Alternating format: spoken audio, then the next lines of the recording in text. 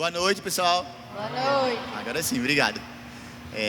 Depois de uma palestra que o nosso reverendo trouxe, introduzindo o tema, falando um pouco teologicamente aquilo que nós podemos pensar, ou pelo menos um ponto de partida de onde nós iniciamos, a gente vai conversar um pouco agora sobre como é que a gente age enquanto igreja de forma prática. O que é que a gente faz a partir daquilo que a gente ouviu que o reverendo Lucas trouxe. E a gente vai se apresentar e falar por que esse tema é importante para nós e por que a gente está aqui hoje para essa conversa. Vamos conversar pelas damas. Sara, por que esse tema é importante para você? Olá, pessoal. Meu nome é Sara. Eu sou fotojornalista. E é um tema importante para mim porque faz parte do meu trabalho também, da minha vivência. Eu vou falar um pouquinho sobre isso depois, de como é que surgiu. Mas surgiu mais a minha tentativa de entender um pouco melhor do tema a partir do momento do meu trabalho, das histórias que eu conheço, das pessoas, das crianças, adultos, enfim, dessas vivências, de como isso impactou e molda também a forma como eu vejo. Bacana, muito bom. Marília, por que esse tema é tão importante para você? Esse tema é importante porque eu tenho uma filha com deficiência motora e passou a ser importante para a gente, quanto igreja, para ajudar a igreja de forma prática a ser uma igreja que acolhe, que recebe bem e que estende, de fato, o amor de Deus para também com essas pessoas. Bacana, muito bom. Reverendo Lucas. A mesma coisa de Marília. Tenho também uma filha, né? Com ela, a gente tenta sempre pensar nela quando discorre sobre qualquer coisa desses assuntos. E, particularmente, estou envolvido também com produção acadêmica na área, tendo tentado estudar um pouquinho para servir a Igreja do Senhor com isso. Bacana. E, no meu caso, eu trabalho diretamente com o assunto. Eu trabalho com ABA, que é Análise do Comportamento Aplicada ao Autismo.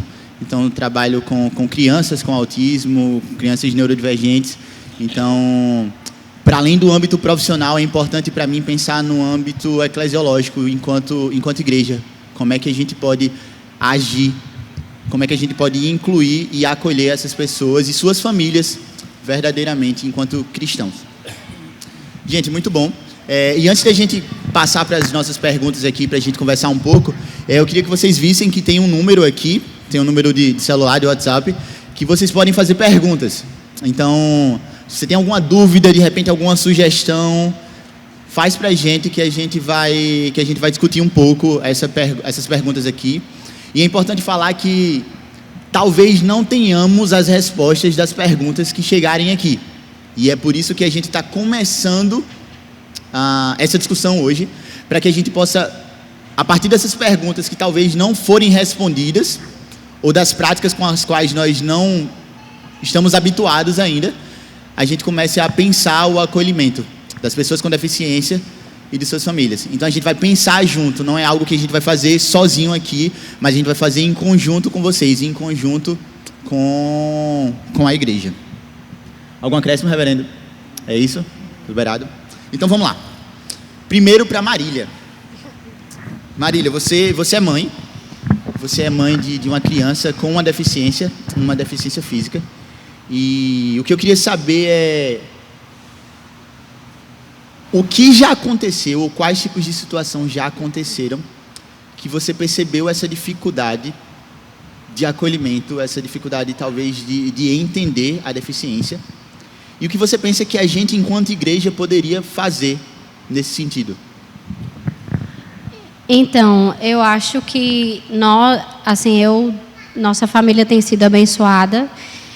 A Alice tem sido muito bem acolhida nessa igreja e por isso nós somos muito, muito gratos.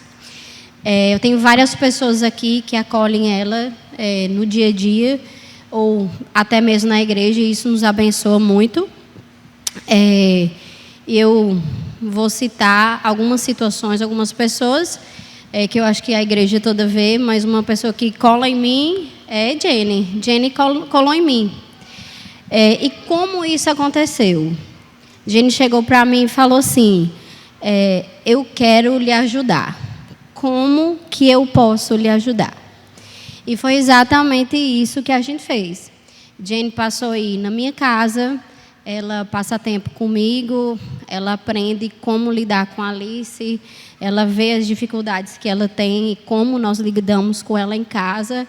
Ela aprendeu a pegar na mão, aprendeu a ir com o andador, mas isso ela aprendeu vendo, ela aprendeu estando com a gente. Então, eu acho que é isso. Eu acho que o que a gente pode fazer enquanto igreja, enquanto pessoa, quando se lida com pessoas com deficiência, é não ter medo de perguntar. Não ter medo, não ter vergonha. E se fazer disponível. Chegar para a pessoa, olha, eu tenho interesse de lhe ajudar.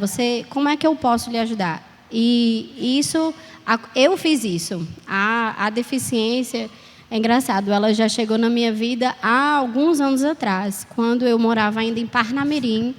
Na minha igreja tinha uma mãe, ela tinha um filho autista, e ela não conseguia cultuar, porque o menino ficava correndo o culto todo. E ela ficava correndo com ele. E aquilo eu doía, porque eu não sei quanto vocês aqui já ficaram sem cultuar. Eu já fiquei, quando a Alice nasceu, eu fiquei 2 anos sem poder ir para a igreja e foi muito difícil. A gente quase vira descrente.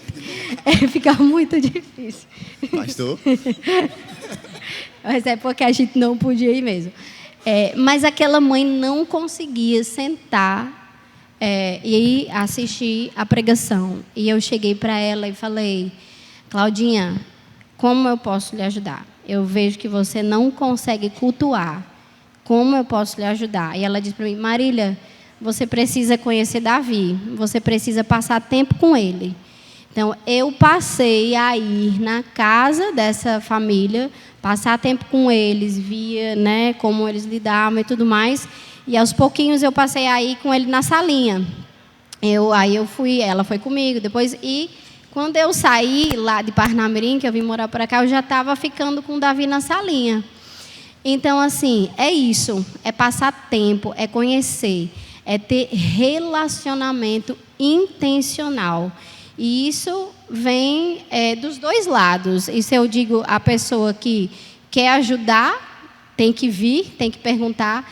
E nós, pais, que somos pais de pessoas com deficiências, nós precisamos ser muito humildes, aceitar, porque nós precisamos de ajuda. E a ajuda da igreja é a mão de Deus, é graça do Senhor. É como se fosse o Senhor nos abraçando, está aqui, a minha ajuda. Então, se a gente não tem essa ajuda dentro da nossa igreja, da nossa família de sangue, onde que nós vamos esperar? Então, isso é muito especial. Então, você que é pai de uma pessoa com deficiência, seja humilde, nós precisamos de ajuda, aceite, ensine, queira ensinar. E eu acho que é isso, é estar aberto. E enquanto igreja, assim, fala muito ao meu coração quando eu vejo pessoas procurando ter um relacionamento intencional com minha filha. Isso, para mim, assim, quebra o meu coração. E eu acho que é por aí que a gente deve ir. Isso é muito legal e, de repente, me gerou uma dúvida, que é... Muitas vezes eu percebo pessoas que elas parecem se importar, mas elas têm algumas dificuldades com termos técnicos, acadêmicos, que mudam hora ou outra, que estão ali em transformação. E me parece que, às vezes, elas têm medo de perguntar porque pode soar ofensivo, porque talvez utilizem um termo inadequado. E aí, para vocês dois, Marília e Lucas, ofende vocês alguém que está se importando utilizar um termo inadequado? Então, vamos lá. Essa é uma questão bem polêmica, né, a respeito da linguagem. E eu vou tentar aqui ter uma abordagem, ao meu ver, equilibrada no assunto. Por um lado, irmãos, linguagem é uma coisa, assim, importantíssima. Quem mexe com filosofia sabe que quem domina a linguagem domina o mundo, tá? Então, o processo comunicativo, ele é relevante demais para cada ato de fala que nós temos, para tudo que nós comunicamos um ao outro. Isso é fato.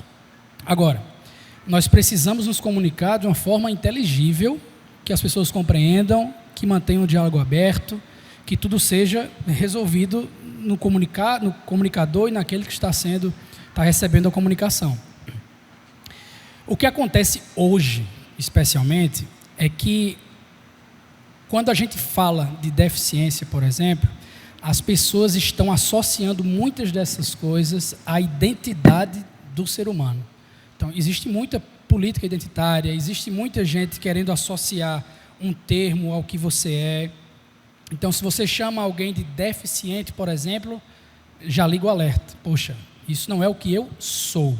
Eu tenho uma deficiência, mas eu não sou deficiente. Eu acho que do ponto de vista,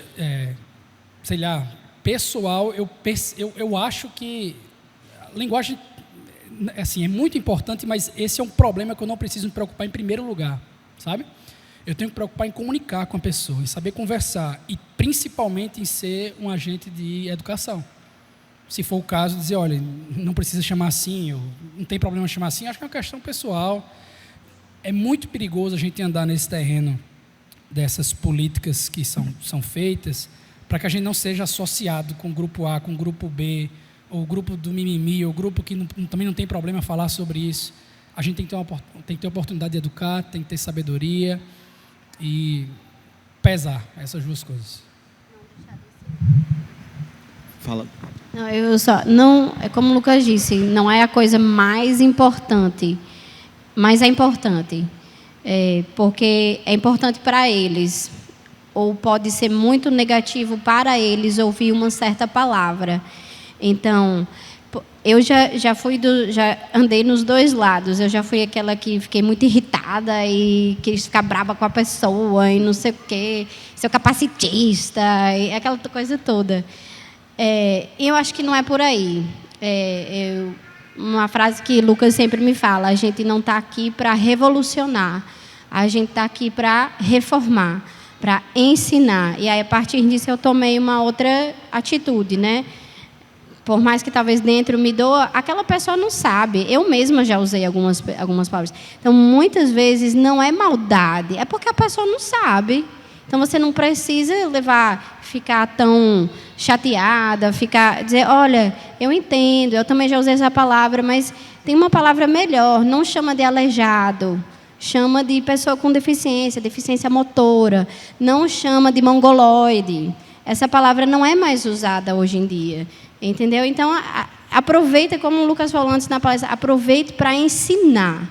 Eu acho que é por aí. A gente, até do ponto de vista histórico, tem presenciado assim muita evolução nesse sentido. Antigamente, cristãos chamavam pessoas com deficiência de monstros. Pouca gente sabe disso. Na época da Reforma, esse era um linguajar comum entre as várias igrejas que existiam na Europa. Então, você vê como o termo foi mudando. Deficiente, pessoa com deficiência, portador e tal. É importante, mas eu acho que nós chegamos num nível de brigar com a questão de identidade, que é com isso que a gente tem que concentrar nossos principais esforços hoje. Tratando a pessoa com dignidade, compreendendo quem ela é pelo que de fato ela é a imagem de Deus, e assim podendo conversar sobre o assunto sem muita dificuldade também. Porque se a linguagem é um impeditivo para eu me comunicar, a linguagem, quando eu falo, estou me referindo a como você identifica essa pessoa. Eu nunca vou conseguir educá-la, eu nunca vou conseguir ter acesso e condições para ajudá-la nesse sentido. Muito bom, muito bom. Sara, você comentou que, e aí me corrija se eu estiver errado, que você não lida diretamente com pessoas com deficiência, portadores de deficiência, mas que isso é um tema importante para você. E você comentou que foi um pouco por conta do seu trabalho, mas eu queria que você comentasse um pouco mais agora, falasse um pouco mais para a gente entender. E se você, enquanto crente, e que não lida diretamente com essas pessoas, se você acha importante esse tipo de exemplo para toda a comunidade? Acho não, brincadeira. Acha não? Ah, difícil. Por favor, você pode se retirar. Complementando um pouquinho o que eles estavam falando, a gente, nesse mundo tão polarizado que a gente vive hoje, quando a gente fala a palavra inclusão, a gente já remete à pauta esquerdista, enfim, um montão de coisa. Mas como Lucas, e foi muito importante a gente primeiro ter uma perspectiva teológica disso, eu não consigo pensar sobre esse tema só de um aspecto sociológico, né? Porque senão a gente vai assim, por quem é o culpado, quem a gente vai tirar pedra, vai construir muito uma perspectiva de ressentimento sobre as pessoas. Então, quando alguém me fere, quando alguém usa uma palavra errada, eu fico com muito ressentimento em relação a isso. Então, primeiramente teológico, de como é que a gente olha para outras pessoas, né? A nossa tendência como seres humanos, a gente tem um senso de urgência naquilo que cruza a nossa vida. Então, enquanto isso não é um problema necessariamente nosso, a gente é mais alheio a esses problemas. E mesmo quando a gente tem alguém na nossa família, alguém próximo nosso com uma deficiência específica, a gente pode ser mais... a gente tem mais conhecimento sobre aquele tipo de deficiência, especificamente, mas ser completamente alheio a outros tipos de deficiência e necessidades também, né? Então, até comentando um pouquinho a fala de vocês, a gente como igreja é uma compreensão de graça mútua, né? De que a gente aprende com o outro, mas também entende que eu preciso mudar as minhas palavras, mas também preciso aprender, mas o outro também, um pai que tem um filho com deficiência, são vários estágios diferentes. Então, um pai às vezes está num estágio de ainda aceitação, o outro já está lidando com isso há muito tempo. Então, não tem uma forma homogênea de lidar com isso, né? Eu lembro a primeira vez que eu vi uma criança com uma deficiência, eu tinha uns 10 anos de idade, 12, 11, estava na igreja, e era uma criança com uma deformidade muito grande no rosto, né? Ela tinha, não sei o que era, porque ela fazia 10 anos, eu tinha uns 10 anos, mas ela tinha, eu acho que algum tumor, que um terço do rosto era visível e o outro ele vinha até aqui, mais ou menos embaixo, né? E eu acho que com 10 anos foi a primeira vez que eu comecei a pensar assim, por que algumas pessoas são assim? Eu acho que esse tipo de pensamento ficou reverberando na minha cabeça por muito tempo, ainda que 10 anos eu não tivesse uma compreensão complexa sobre isso. E aí, quando a gente vai aprendendo sobre a ideia de Imago Dei, de que aquilo ali é a imagem de Deus, era um pensamento teológico que eu pensava, como é que essas pessoas também são a imagem de Deus? Como é que eu olho para essas pessoas e vejo o reflexo da imagem de Deus, da beleza de Deus em diferentes tipos de pessoas, né? E eu acho que, como fotógrafa e como jornalista hoje, a grande dificuldade, grande questão que eu aprendi ao longo dos anos e que é uma perspectiva teológica, é como é que a gente vê, desculpa a palavra, a desgraça do mundo, né? A gente olha algumas pessoas, a gente olha algumas questões e pensa, Deus é soberano sobre isso aqui. Como é que eu olho para uma pessoa que tem uma deformidade enorme no seu corpo, algum tipo de deficiência, e eu olho para ela diretamente nos olhos, porque a nossa tendência às vezes é evitar. E eu lembro que essa criança, quando ela tinha 10 anos, tinha 2 tipos de olhares para ela. A que olhava com pena e desprezo, assim, meu Deus, um monstro, e as pessoas que evitavam o rosto, né? Evitavam olhar para ela. E isso sempre me fez pensar, qual é a forma correta de olhar para as pessoas ao meu redor? Qual é a forma correta de olhar para aquelas pessoas que são mais marcadas, como o Lucas falou, pelo resultado da queda e do pecado no mundo, né? E nosso olhar como fotógrafo, ele nos desafia a olhar para as pessoas no olho e olhar para elas como é que elas são. E isso é o meu grande desafio, né? Eu lembro que há alguns meses atrás eu fui fazer a história de uma criança que tinha ictiose, que é uma doença que ela descama o corpo inteiro, né? E aí eu falando com a minha mãe falou, eu não tenho nem coragem, eu nem consegui olhar para essa criança. Eu falei, mas é isso que ela está acostumada a ver todos os dias, que as pessoas não querem tocar, que as pessoas não querem olhar no olho delas, né? Que as pessoas evitam, que as pessoas não tocam no mesmo copo que ela porque tem nojo. E aí, a primeira coisa que eu fiz, como a Marília falou, eu falei, eu vou pesquisar que doença é essa, porque eu também não posso querer bancar a salvadora da pátria já ir tocando na criança sem saber se aquilo ali pode gerar alguma infecção nela, se ela sente alguma dor. E aí também fui tentar ver fotos de pessoas que tinham aquela deficiência. Porque eu preciso treinar meu olho para que quando eu encontre ela de verdade, eu não fique assustada. Ainda que isso... Desculpa. Ainda que isso doa muito de ver, eu não quero que ela encontre no meu olhar nenhum tipo de medo com ela, entendeu? Porque esse é o olhar que elas estão acostumadas. E a gente sabe que o nosso olhar, ele diz 1 milhão de coisas. As crianças mais pequenininhas, elas percebem o nosso olhar de escolha, se é uma criança mais bonita, se é uma criança menos bonita nos nossos padrões. Elas olham A gente percebe quando a pessoa está com alface no dente e a gente desvia o olhar assim, enquanto ela está falando, a gente consegue perceber esse tipo de olhar também. E as crianças crescem com esse tipo de perspectiva, né?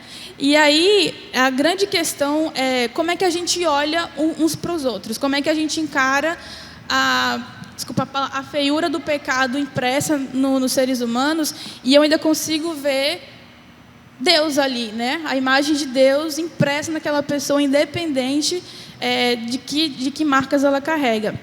E a partir dessa perspectiva de a gente olhar um para os outros, é que a gente vai tentar pensar na perspectiva de que essas pessoas elas não precisam ser aceitas na igreja ou incluídas, elas precisam ser desejadas no nosso meio, porque elas também são alvo da graça de Deus, de que elas precisam ser celebradas, a presença dessas pessoas aqui, elas não precisam ser vistas como carga.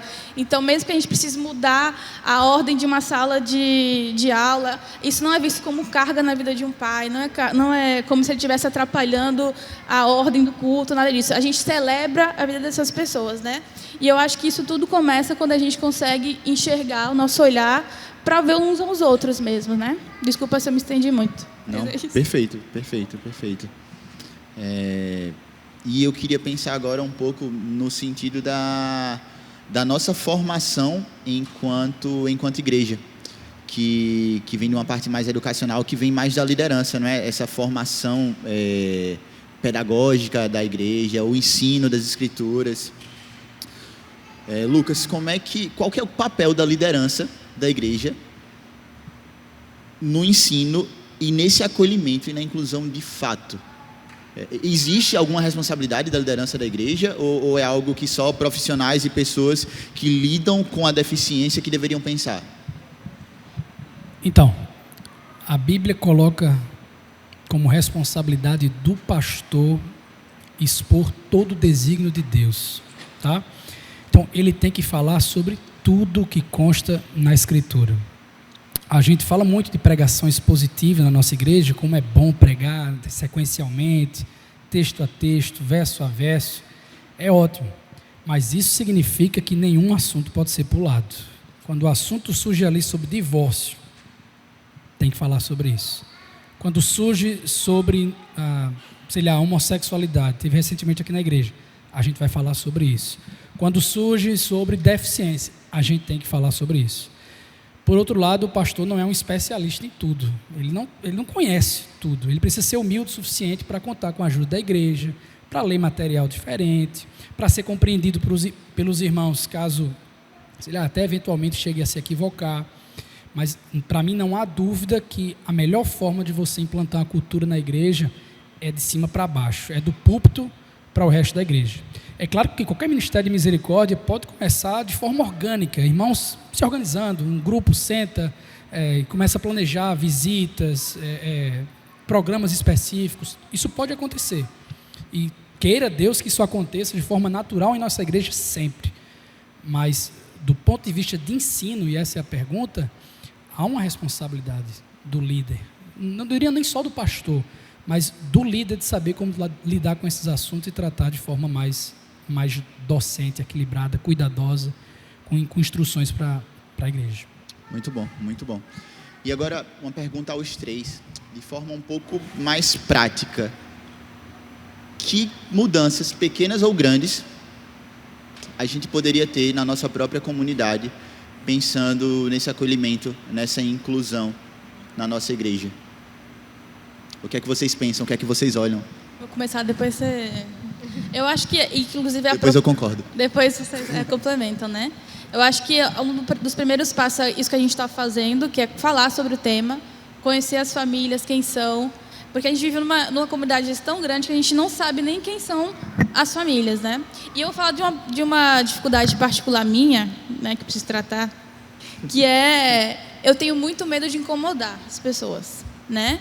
E talvez seja uma característica que a gente tem também, de parecer que eu tô gerando mais um problema para ela, enfim. Então, a gente precisa conversar mais sobre isso, pensar, talvez, um grupo, né, de conhecer as famílias, saber quem são, se colocar nesse lugar de vulnerabilidade ou de exposição que a gente que eu preciso me colocar, nós precisamos nos colocar, de quais são as necessidades que a gente já tem.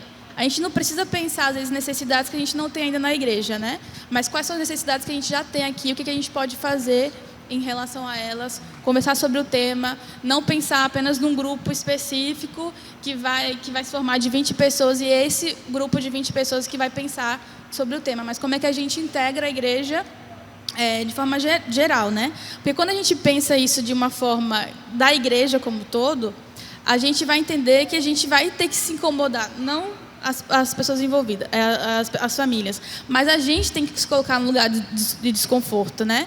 Eu estava conversando até com o pastor Lucas antes dessa reunião.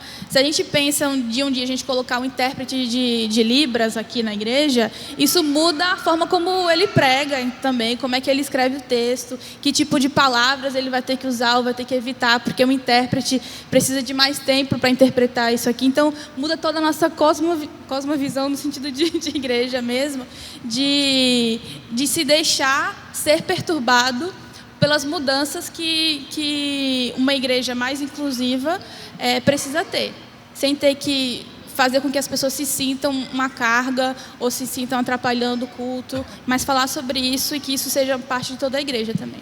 Não sei se... Eu gosto muito quando você fala sobre entender a necessidade do outro, conhecer o outro, é o que Marília trouxe também no início, porque é muito comum que a gente ponha as deficiências, as neurodivergências no mesmo balaio, no mesmo pacote, e a gente pensa em inclusão de todos da mesma forma. E não é assim que funciona. Às vezes o que vai funcionar para uma pessoa, na outra vai machucar. Então, me parece muito importante conhecer individualmente cada caso da nossa própria igreja, cada família, cada pessoa, cada deficiência, cada dificuldade, para que a gente possa tratar de forma individual. Porque é muito fácil a gente pensar em rampas de acesso, em intérprete de Libras, e são coisas maravilhosas, mas talvez não seja essa a necessidade que a gente tem no momento. Pode ser, eu estou só conjecturando aqui. Então, me parece que conhecer, caminhar e estar junto, como você citou, Jenny, me parece mais importante para, a partir daí, a gente começar a pensar quais mudanças a gente pode fazer. Eu penso que essa pergunta é a mais importante a ser feita e é para os irmãos responderem junto. A gente precisa construir isso juntos, tá? Sugestões, planejamentos, como eu falei na palestra, a gente precisa trabalhar junto, identificando quais são as necessidades e trabalhando de verdade com ações concretas, tá? A gente fala muito, quando se fala em inclusão, de acessibilidade, né, de estrutura, e tem que falar mesmo, são coisas muito importantes, mas é o mínimo, é o começo de tudo. Se a gente não se relaciona, se a gente não tem um ambiente propício, receptivo para as pessoas que estão lá de fora, não vai dar. Se a gente não tem, sei lá, condições de um cadeirante entrar na igreja, se não tem minimamente uma receptividade para uma pessoa que não conhece ninguém, chega aqui na igreja, isso vale para qualquer coisa, a pessoa não vai se sentir bem recebida, a pessoa não vai vir. Então, a gente precisa fazer uma reforma do coração, primeiro, trazendo essas ideias aí para um ambiente ficar propício, e então trabalhar para a glória de Deus, acolhendo as pessoas. Marília, quer fazer algum complemento? Não, eu acho que eu concordo com tudo que eles falaram. Graças a Deus, assim, acho que a nossa igreja está com o olho mais aberto com isso também. E de uma perspectiva de mãe, que às vezes vê necessidades, né, assim, e não tem, eu acho que a gente pode caminhar por dois caminhos. Você pode se revoltar e dizer, eu não vou mais nessa igreja, porque não sei o quê, não tem rampa, tenho que subir a escada, e não sei o quê. Mas, por outro lado, a gente pode adotar uma atitude de ter paciência e, no caso, por exemplo, da nossa igreja, ver que medidas estão sendo tomadas e que nem sempre vai ser possível ter uma rampa no momento que você quer, ter uma plataforma elevatória, como seria o sonho. E se não tiver? E se não tiver como? Porque nem tudo é possível de hoje para amanhã. Ter paciência. Não deixa de trazer teu filho para a igreja porque não tem uma rampa, porque não tem uma escada. porque, sei lá, qualquer coisa que vocês possam pensar. É mais importante que ele esteja aqui, nesse ambiente de igreja, com a comunidade de fé, do que a rampa, do que a escada. Eu canso, às vezes, de subir com a Alice. Graças a Deus, valeu, Felipe. Desceu a salinha. Mas se tivesse que ficar lá em cima por uma razão ou outra, eu levaria. Porque é mais importante que ela vá do que ela fique em casa e não ouvir a palavra de Deus. Então, eu acho assim, nós como pais, nós passamos, é verdade, né? É muita coisa, são muitas lutas e tudo mais.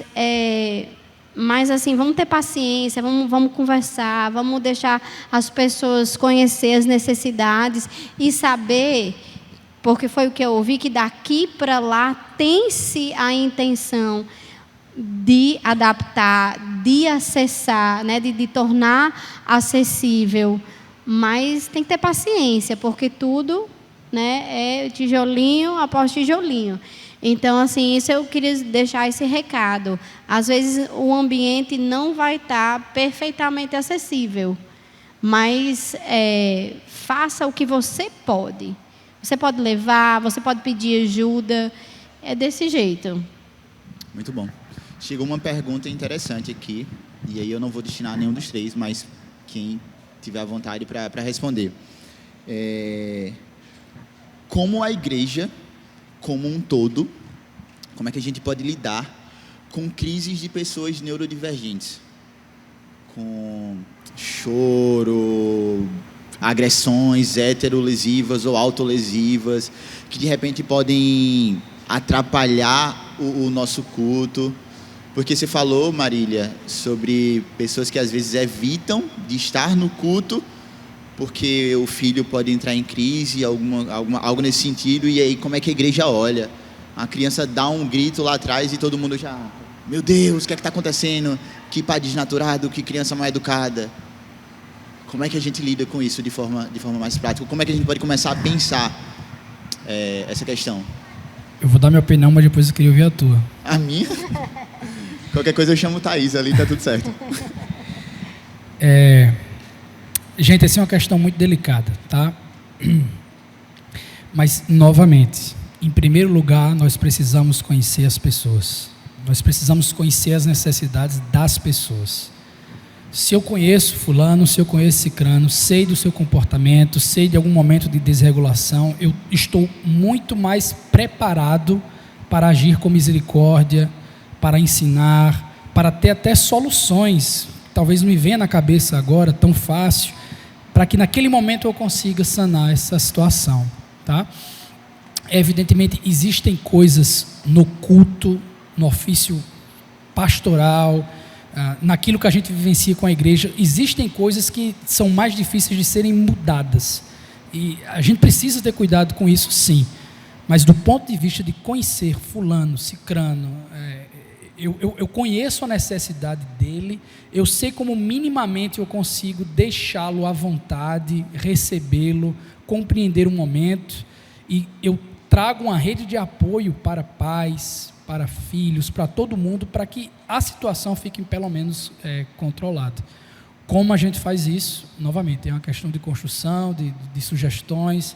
Existem muitas ideias, eu tenho algumas ideias quanto ao assunto também, mas eu prefiro que nós cheguemos a uma conclusão através de pensamento conjunto, de entendimento conjunto, para que a igreja possa trabalhar nesse sentido também. Vocês querem fazer algum complemento? Eu concordo 100% contigo. O que eu poderia complementar é que talvez, de novo, passa por conhecer. Conhecer o que de repente causou aquela crise. Qual foi o antecedente? O que é que veio antes para que aquilo possa ter ocorrido? Foi algum tipo de sensibilidade auditiva? Foi algo que na rotina que mudou? O que aconteceu? E isso é interessante pensar porque em alguns momentos talvez nem os pais saibam. E talvez nós, enquanto profissionais, e temos outros profissionais aqui, a gente possa chegar e auxiliar esses pais, tentar entender, tentar conhecer e e aí sugerir para que algumas medidas práticas possam ser tomadas. Por exemplo, eu já pedi a autorização dele. Levi, ele é um jovem com TEA, com autismo. E aí, nas nossas EBDs, em alguns momentos, ele está com um cubo mágico. E aí ele começa a catucar o cubo, ele começa a mexer, e vai e vem, vai e vem, vai e vem. E em um momento eu perguntei, Levi, por quê? Porque isso, entendam, isso poderia atrapalhar outras pessoas, porque faz barulho. Só que o que ele falou foi, esse é o mecanismo que eu tenho para conseguir estar aqui com outras pessoas e conseguir me concentrar naquilo que está sendo falado na aula. Então, tipo, se eu não conheço o Levi, se eu não pergunto para Levi por que é que ele está fazendo isso, eu posso simplesmente reprimir ele, eu posso exortar e falar, Levi, tu está atrapalhando a aula, ou alguma coisa assim. Mas a gente chega e pergunta, porque um motivo tem.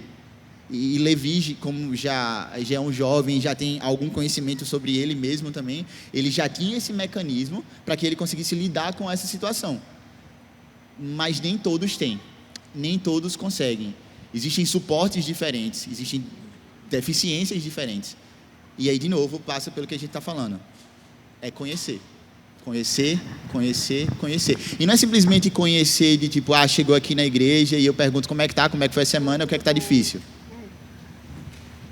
É abrir mão do tempo, é abrir mão de recurso financeiro, é abrir mão de uma tarde, abrir mão de lazer para estar com aquela pessoa, para estar com aquela família, para que medidas possam ser tomadas. E Alex? É interessante a gente pensar isso, porque a gente tende a ter mais compaixão de criança. Eu não sei se você consegue entender o que eu quero dizer. Quando ela está uma criança, a gente tende a ter mais paciência, mais compaixão, mais graça. Mas toda criança, assim se espera, elas crescem. E às medidas que elas crescem, a gente costuma ser menos paciente com adultos que têm TEA, por exemplo. A gente não tem tanta paciência com eles, né? Então, acho que tem tudo muito a ver com a gente olhar com esse olhar de graça, de que mesmo que uma criança grite do meu lado, não é sobre mim, sabe? É sobre ela estar presente, é sobre o pai estar presente ali também, é sobre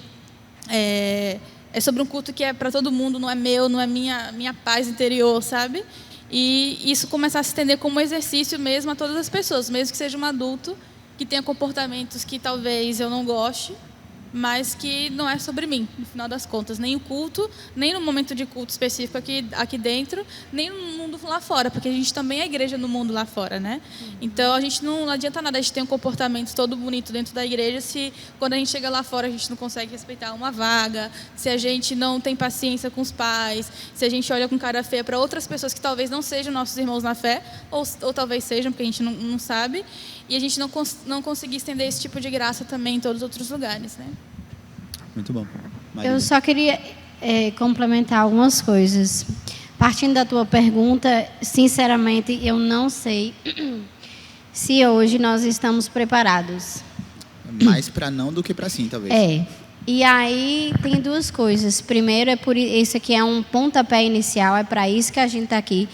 Esse formulário é muito importante, porque eu acho que nós precisamos construir junto, e isso mais cedo do que mais tarde. Nós precisamos de profissionais, né, que nos ajudem, que ajudem a igreja nesses momentos. Então, eu acho que isso é importante, a igreja, essa parte profissional, de um olhar profissional, é importante, de treinar a igreja. Eu não sei, para ser sincero, porque às vezes já tive situação que eu vi uma crise que eu quis ajudar, mas talvez tenha atrapalhado do que tenha ajudado. Entendeu? Então, eu acho que são algumas coisas. É o conhecer, nós, como igreja, conhecer essas famílias. Segundo, eu acho que é a parte profissional. Nós poderíamos ter um treinamento. Quem gostaria, eu acho que isso é importante. E, em terceiro lugar, é a parte da família. Se você não fala, as outras pessoas não têm como saber. Então, eu acho que isso é importante. Se você é pai, mãe de um filho que tem crise, que tem dificuldades, que está ali na salinha, se você não comunicar ao departamento infantil, às professoras, às pessoas que convivem com o seu filho, pode ser que dê muito errado, porque as tias não vão saber como lidar. Então, não tenha medo, não tenha vergonha. Hoje nós aprendemos que a nossa dignidade não está em uma habilidade, está assim, que nós carregamos em nós a imagem de Deus. Então, chega e fala, olha, o meu filho tem dificuldade com isso. Ele não consegue ir no banheiro sozinho. Não tenha vergonha de falar, fale. E aí a ajuda vem, e aí a gente constrói essa acessibilidade, essa inclusão de maneira prática. Mas eu acho que é algo que ainda é construído e pode ser que leve tempo. Perfeito, perfeito. Eu queria ler um relato que chegou aqui e calhou que é exatamente nesse tema. É o seguinte, um casal chegou aqui na nossa igreja e o filho fez um barulho, gritou. Um diácono pediu para a mãe se retirar porque a criança estava atrapalhando o andamento do culto. A mãe foi embora, chorou, mas decidiu no coração dela insistir e vir, e continuar vindo, porque tinha necessidade do culto, e considerava que essa aqui era uma igreja saudável. Hoje a família foi recebida como membro da nossa igreja. Então, a sugestão da pessoa que trouxe esse relato é exatamente essa sua, Marília: treinamento. Treinamento de presbíteros, de diáconos e de quem quiser se envolver. Profissionais para treinarem e igreja para ser treinada. Eu acho que caminha por aí.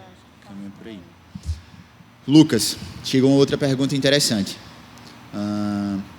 Sara falou algo que é muito, muito verdadeiro, que a gente tem a tendência de muitas vezes olhar para pessoas com deficiência, e seja lá ela qual for a deficiência, como talvez uma coitadinha, ou a série B das pessoas no mundo. Mas como é que pais podem lidar com a educação e a disciplina?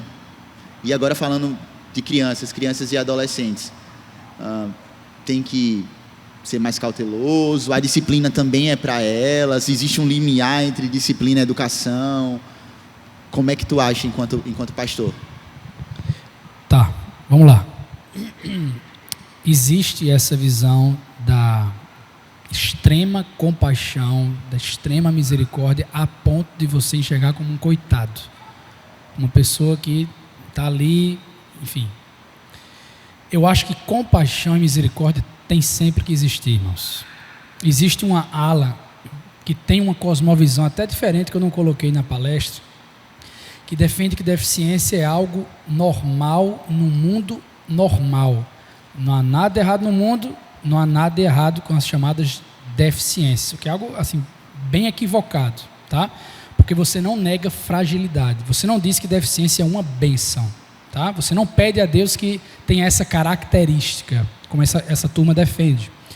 Então, nós temos que ter o olhar de misericórdia, temos que ter o olhar de compaixão, sempre, inclusive dentro da família, mas também com o ensino adaptado dentro de casa.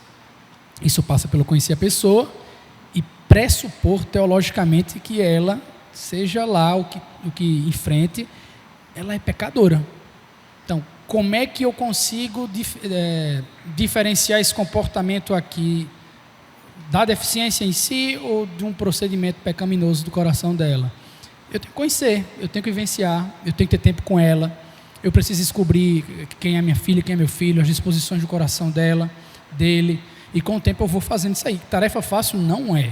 Isso aí, relatos e mais relatos eu recebo de pais arrependidos, que disciplinaram muito seus filhos, que tinham isso, que tinham aquilo, não conseguiam vencer tal dificuldade. Chega a doer o coração. Mas isso passa por conhecer a situação da pessoa.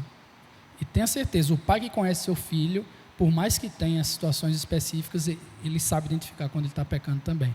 E precisa de correção até para controle, para cuidado e tudo mais. Muito bom, muito bom. Sara, eu acho que tu queria complementar alguma coisa? Não, é isso? Tudo certo. mais interessado para você agora, Marília, mas se quiser complementar também. Como é que pais podem lidar com uma fase de negação? Uma negação de um laudo, uma negação de repente descobrir que o seu filho tem alguma deficiência. Que tipo de conselhos você pode pai dar? Que tem a negação do filho. A negação do pai. Como que ele pode lidar, ele com ele mesmo? E isso vai desaguar na relação dele com o filho também, não é? Rapaz, eu acho que, estando aqui, ouvindo o que a gente ouviu hoje, eu acho que isso acontece. Eu acho que pais passam por... eu já ouvi dizer, já li, que é como se fosse um processo de luto. E, de fato, né? De fato, não, é como o Lucas disse, a gente não ora para que o nosso filho nasça com uma deficiência. Por outro lado, o que eu vou falar a partir de mim, o que eu diria para esse pai, o que me segurou desde o dia que eu recebi o diagnóstico, quando a Alice ainda estava na minha barriga, é que Deus é perfeito, justo e bom em tudo que Ele faz. No meu caso, para mim, isso bastou. Isso bastou e isso me segurou.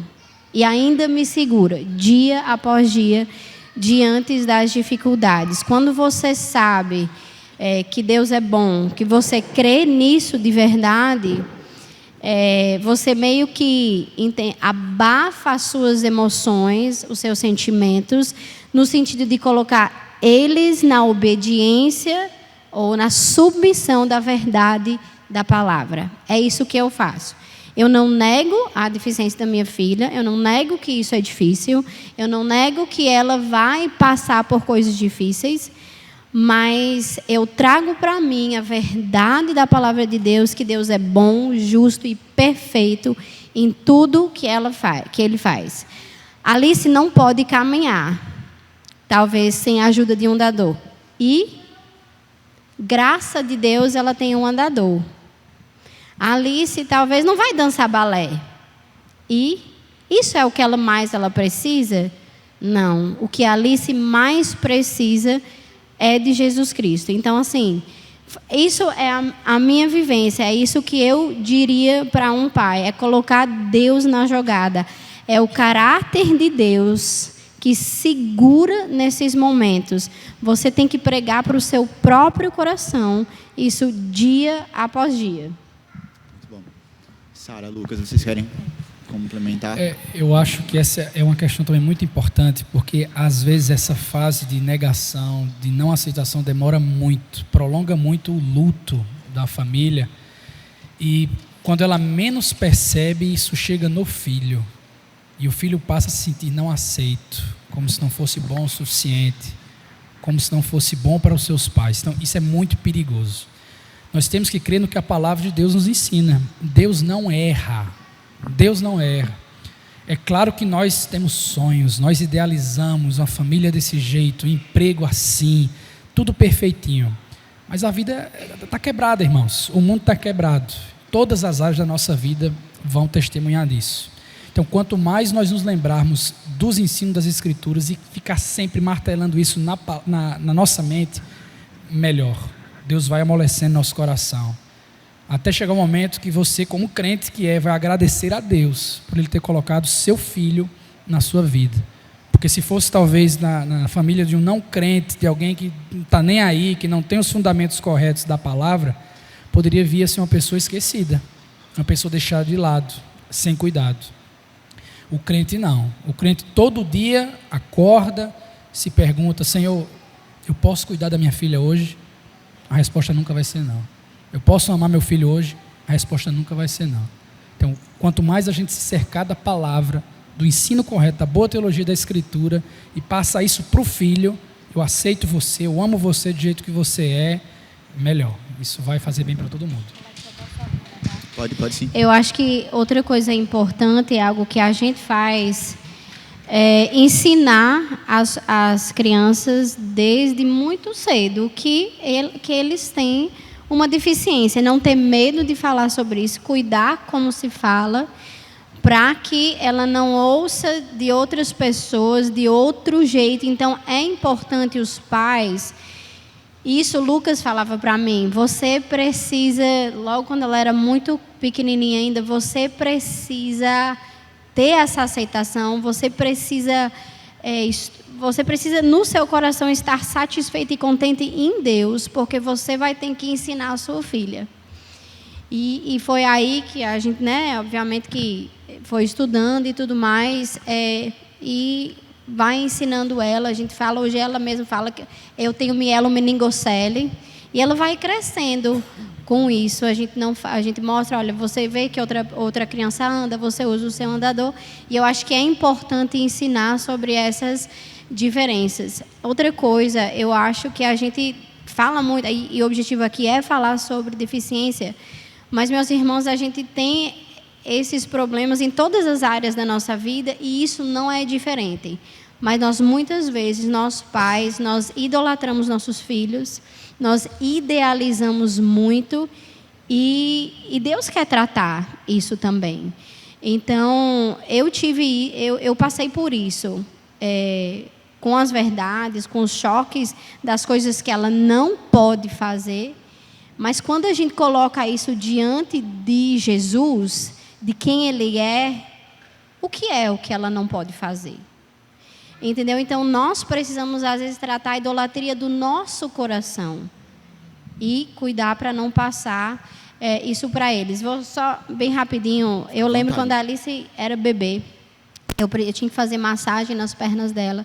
E sempre que eu fazia massagem, eu fazia uma oração. Senhor, eu peço que a Alice venha caminhar. Eu peço que a Alice venha a poder andar sem andar independentemente.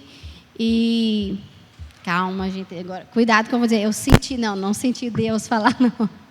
Mas assim, veio algo na minha mente, né? E eu fiquei pensando, mas a coisa mais importante para ela não é que ela venha andar.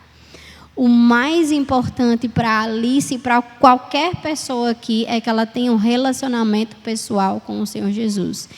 Então, eu ainda oro, mas isso é a minha principal oração hoje, porque isso é o mais importante para ela e para todos nós aqui, que o nosso coração seja totalmente satisfeito no Senhor Jesus, porque todos nós, como o Lucas disse, temos deficiências. Todos nós temos coisas que nós não vamos conseguir fazer. Mas quando a gente coloca Jesus, Ele preenche tudo. E é isso que eu tento ensinar para ela também.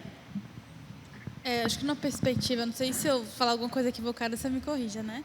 Mas, às vezes, primeiro entender que cada fase de negação, ela é diferente para cada pessoa, né? E, às vezes, a gente, no intuito de querer consolar as pessoas, a gente, às vezes, vem com um discurso, às vezes, ou muito condescendente, é porque é um anjinho, porque é uma bênção, você é uma guerreira, uma mulher forte, como se aquilo ali fosse uma escolha da pessoa, né? Não uma coisa que ela precisa encarar e no seu tempo também. A gente tem, vou trazer uma polêmica das redes sociais. Tu ia trazer ela? Traz. Não faço ideia qual seja, mas traz. Não, é que a gente tem uma pessoa muito famosa que tem um filho autista, né? E que recentemente saiu várias entrevistas dele falando que se ele tivesse um encontro com Deus, ele ia pedir para que o filho dele fosse autista e tal, de que era uma grande bênção, que ele tinha pena de pessoas que não tivessem um filho autista, né? Isso reverberou na internet com muitos pais que sentiram isso porque vivem condições, às vezes, econômicas muito diferentes. Então, se você é uma pessoa rica, você tem acessos a doutores, enfim, tratamento muito diferente da maioria das pessoas que precisam lidar com isso, né? Então, sou um pouco insensível. E até teologicamente não é uma coisa que a gente deseja para ninguém, mas talvez seja uma forma de ele mesmo aceitar para lidar com aquela realidade que ele não tem como fugir, né? Então, se você não tem uma perspectiva teológica correta, você vai querer encontrar suas respostas de alguma forma. Ou isso foi uma bênção, ele é um anjo, ele tem uma missão específica na vida, ou foi culpa de alguma coisa, ou um karma que eu carrego na minha vida, enfim. E a gente precisa ter esse tipo de misericórdia na hora de consolar também, né? Às vezes de chorar com os que choram. Eu lembro que uma vez, nem tem a ver com isso, mas eu sempre falava, não, Deus é soberano sobre tudo, Deus é soberano sobre tudo. E uma vez Bia veio chorando porque não tinha passado no mestrado, por exemplo. E a primeira resposta que eu dei, não, Deus é soberano, chore não. E Ela só queria chorar. ela só queria chorar. E eu falei, eu sei que Deus é soberano, eu sei que Ele tem os seus planos, mas nesse momento a minha tristeza é real, né? E nessa parte de negação ou não, de aceitação, as dores, elas são reais, os medos, eles são reais. Você vê pais, às vezes, com crianças que têm doenças degenerativas, que foi uma das histórias que eu fui fazer também, e passar 4, 3 dias com a família, eu comecei a pensar nos pensamentos que eles podiam ter, que é uma pessoa que está com uma deficiência que vai piorar ao longo dos anos, com pais que vão envelhecer, então a força e a necessidade é desproporcional, inversamente desproporcional. Então, você não tem uma preocupação simplesmente física, você tem uma preocupação de futuro, de econômica, de pensamento, de emocional. São várias coisas e, às vezes, não tem muito o que dizer com essas pessoas. É chorar com elas, ao mesmo tempo que você traz o evangelho. Mas chorar também faz parte desse processo. Muito bom mesmo. O que vocês falaram, que eu penso que talvez seja central, é a questão da maior necessidade de ser o evangelho, né? Ser o evangelho. E penso que é importante para o que a gente vai começar a fazer aqui, que é pensar a inclusão aqui na igreja, para que não seja algo simplesmente social, mas pensar em como o evangelho pode atingir essas pessoas e essas famílias. Como é que o evangelho pode chegar nelas e da melhor forma, né? Eu acho que é essencial e é primordial para o que a gente vai estar começando a fazer. Eu queria trazer 2 relatos que chegaram aqui e eu penso que são importantes. Um pouco mais negativo e um outro positivo. Eu acho legal. O primeiro é o seguinte: determinada criança, ela tem muita rigidez com horários. E quando a família chega e os músicos ainda estão treinando aqui, ou o tempo para começar o culto ainda não está ali no telão, ela entra em crise, ela chora, grita e fica falando cronômetro, ou vai começar. E na maioria das vezes os pais vão embora, porque essa crise ela não para, e os pais eles têm a sensação de que vão incomodar. Então, pensando nesse relato, e alguma coisa prática os músicos podem não estar treinando, né, na hora que a criança chega, porque já está perto de começar o culto. Então, acho que é algo muito prático que a gente pode fazer, que a gente pode se esforçar. Se a igreja já tem uma rotina pré-culto e a criança já está acostumada, eu acho que essa rotina pode se manter. E nesse caso, ajudaria, não é? Eu acho que seria muito bom. E aí o outro relato é mais positivo, é o seguinte. Um adulto conter, ele disse o seguinte: é um elogio a algo que ajuda ele aqui na nossa igreja. O volume do som aqui na igreja, para ele, é o ideal, para que ele consiga se concentrar sem entrar em crise. Porque ele passou a infância dele e a adolescência e a juventude em igreja com um som alto, e sempre foi muito difícil e muito dolorido ter que ir aos cultos por conta disso. Então, é legal, né, saber que a nossa igreja se preocupa com essa questão do som. E isso é algo que vem da liderança também, é pensado, não é, Lucas? É sempre importante pensar, irmãos, em como nós podemos tornar o culto acessível. Mas, claro, existem aspectos do culto envolvendo a adoração, isso desde o Antigo Testamento, que existem certas dificuldades de adaptação. Vou dar um exemplo para vocês. Levítico capítulo 21. Nós temos lá as estipulações necessárias, os pré-requisitos para que alguém seja sumo sacerdote. O sumo sacerdote tinha funções específicas que envolviam a necessidade de ter uma mobilidade maior do ponto de vista físico, para se locomover, para entrar no Santo dos Santos, para fazer seus serviços. Quem tinha alguma deficiência física, e o texto lista várias, não podia fazer parte desse sacerdócio, do caso do sumo sacerdócio. Porém, essa pessoa, diz o texto, comeria do pão da oferta depois que o serviço fosse feito. Então, me parece haver um princípio de equilíbrio aqui no que precisa acontecer. A igreja precisa cantar. A palavra precisa ser pregada. Isso envolve som, isso envolve articulação, isso envolve improviso, às vezes sair da rotina. Ao mesmo tempo, a pessoa recebeu parte ali do fundamento do culto, no caso o pão da proposição. Então, a gente precisa entender que há como minimamente, eu não sei se adaptar é a melhor palavra aqui, obviamente a gente precisa discutir sobre isso, mas há condições de tornar acessível o ensino, a prática, o culto às pessoas. Como? Aí a gente tem que discutir. É uma sala sensorial, é uma sala sensorial, é um intérprete de Libras, é uma mudança na forma de escrever o sermão. Como é que funciona isso? Oi? É o volume. Nossa igreja tem realmente o volume dos instrumentos mais baixos.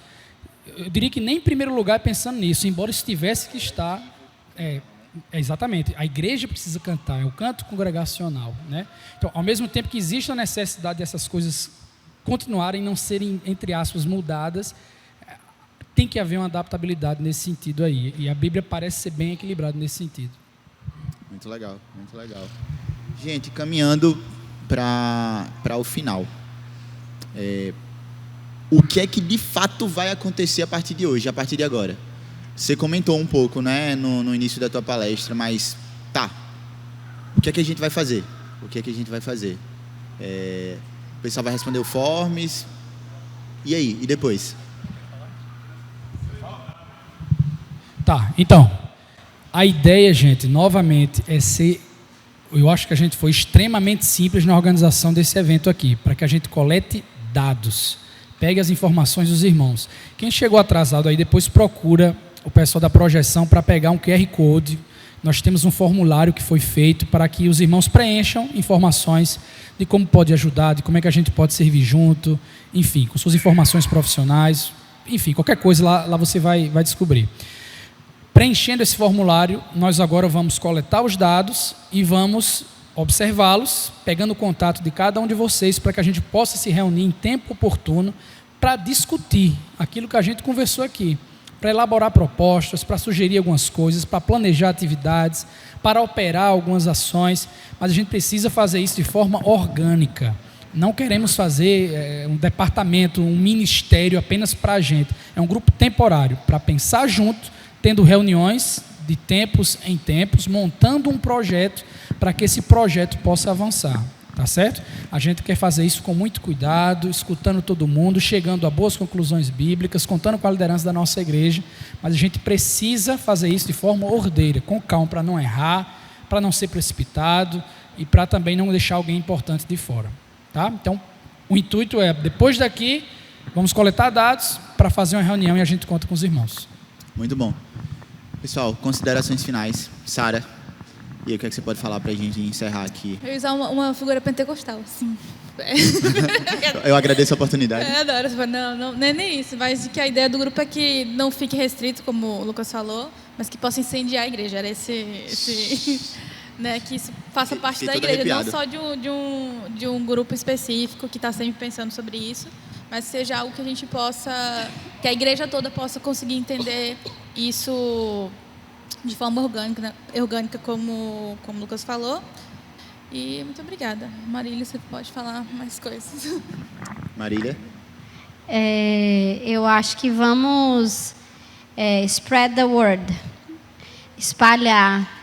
Vamos chamar mais pessoas para que estejam aqui, estejam com a gente, converse com pessoas que você acha que poderiam servir junto com a gente, que não estão aqui. Fale com os pais de pessoas com deficiência que você conhece para fazer parte.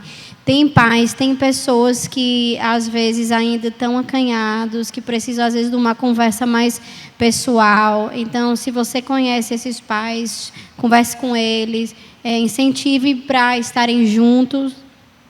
E é isso. Eu acho que eu estou feliz com isso que está acontecendo aqui. Eu já queria que isso tivesse acontecido há muito tempo. Eita, Lucas. Eu disse, eita, Lucas. Mas estou feliz que a gente finalmente está aqui e oro para que nós sejamos, de fato, uma igreja acolhedora, preparada, de fato, para acolher bem. Amém. Isso. Eu também estou muito feliz. Eu acho que é um pontapé inicial muito importante na nossa igreja, na nossa comunidade de fé. A minha oração é para que a gente não deixe a peteca cair. Porque é muito provável que a gente encontre dificuldades. Como qualquer grupo de estudo que vai pensar alguma coisa.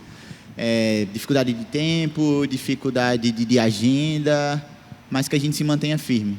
Se mantenha firme porque são pessoas que são a imagem e semelhança de Deus. E são pessoas que carecem de ouvir o Evangelho, que necessitam do Evangelho, assim como nós também necessitamos. Então, que a gente se mantenha firme, como igreja. Tu pode orar para a gente encerrar, Lucas? Vamos ficar de pé, gente, por favor. Vamos orar, gente. Pai querido e amado, nós louvamos o Teu nome, Te agradecemos por tudo que nós aprendemos, aperfeiçoamos, tudo que nós ouvimos. Aqui, Deus, nós queremos Te honrar e ajudar nossos irmãos.